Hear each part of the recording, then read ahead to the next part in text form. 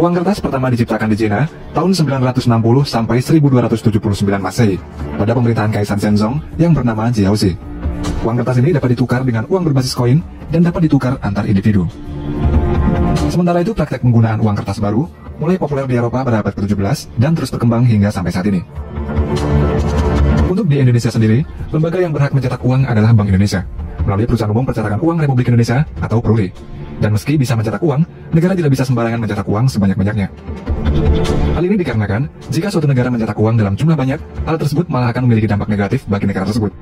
Jika uang dicetak terlalu banyak, nilai uang akan turun, serta dengan banyaknya uang yang beredar di pasar, maka akan membuat harga barang semakin naik.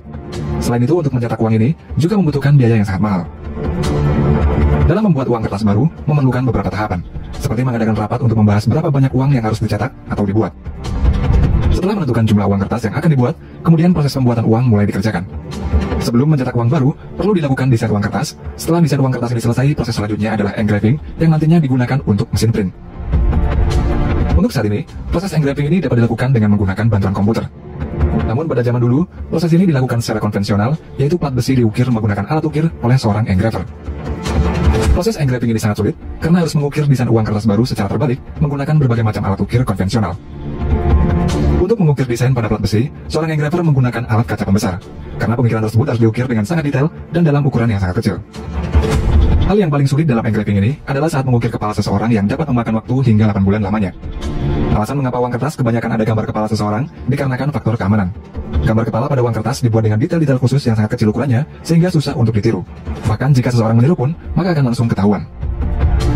Setelah engraving selesai, ukiran tersebut kemudian diberi plat plastik khusus, lalu plat plastik ini disatukan dengan plat plastik lainnya. Selanjutnya disemprot dengan lapisan perak tipis, dan kemudian dimasukkan ke dalam wadah yang berisi cairan nikel. Setelah berjam-jam, nikel akan menempel pada plat plastik tersebut. Nikel yang menempel pada plat plastik ini kemudian diambil dan plat plastik akan dihancurkan. Lembaran nikel inilah yang nantinya akan digunakan untuk mencetak uang kertas baru. Setelah itu lembaran ini dilapisi dengan krom agar mengeras dan kemudian dibentuk sesuai dengan standar pada mesin printing press. Jika di Amerika, plat untuk mencetak uang kertas ini dapat mencetak sebanyak 32 juta US dollar sebelum plat tersebut rusak, sehingga dibutuhkan banyak plat cetak yang banyak dalam proses pembuatan uang kertas baru. Selanjutnya, sebelum uang kertas dicetak, maka kertas yang akan digunakan untuk mencetak dibuat terlebih dahulu. Salah satu bahan baku dalam membuat uang kertas adalah kapas yang berkualitas tinggi. Setelah diproses hingga menjadi bubur, nantinya akan menjadi gulungan kertas yang diberi tambahan material lagi, sehingga lembaran-lembaran kertas ini akan berbeda dengan kertas pada umumnya dan proses tersebut dirahasiakan. Untuk di beberapa negara, uang kertasnya menggunakan kertas polimer yang terbuat dari film plastik transparan. Uang kertas polimer ini memiliki ketahanan yang lebih tinggi, namun tidak tahan terhadap panas. Kemudian setelah kertas jadi, maka akan diberi fitur pengaman. Salah satunya adalah security thread atau benang pengaman. Benang ini berfungsi sebagai penanda uang asli sehingga tidak akan mudah ditiru atau dipalsukan. Security thread ini terlihat seperti dianyam pada uang kertas dan memiliki posisi vertikal serta terbuat dari plastik khusus. Plastik untuk benang pengaman ini memiliki panjang yang bervariasi. Pada plastik tersebut, terdapat angka dan huruf yang kemudian dimasukkan ke dalam kertas menggunakan tekanan dan juga panas. Selain benang pengaman, juga terdapat watermark, yaitu pola atau gambar yang muncul pada uang kertas dan dapat dilihat dengan pencahayaan tertentu. Dan proses memasukkan watermark ke uang kertas yang sebenarnya sangat dijaga ketat dan dirahasiakan.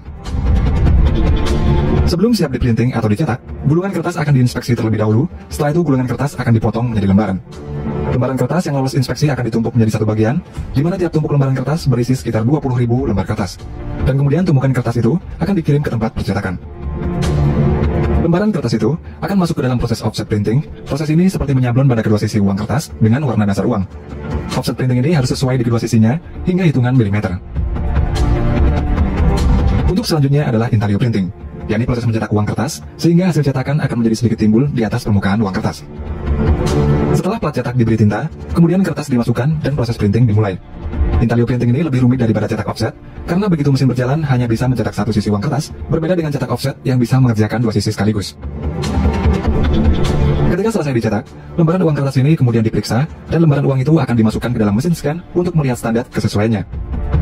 Tidak hanya itu saja, kepadatan tinta pada lembaran uang kertas juga dilihat apakah sudah sesuai dengan standar atau belum.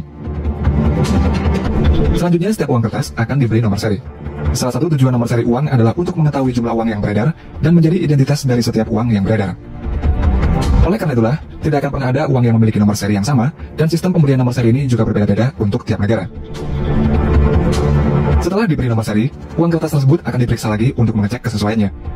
Setelah lolos dari pemeriksaan, barulah lembaran-lembaran ini akan dipotong-potong dengan mesin pemotong, dan uang kertas yang sudah dipotong ini kemudian ditumpuk menjadi satu dan dikirim ke bank sentral.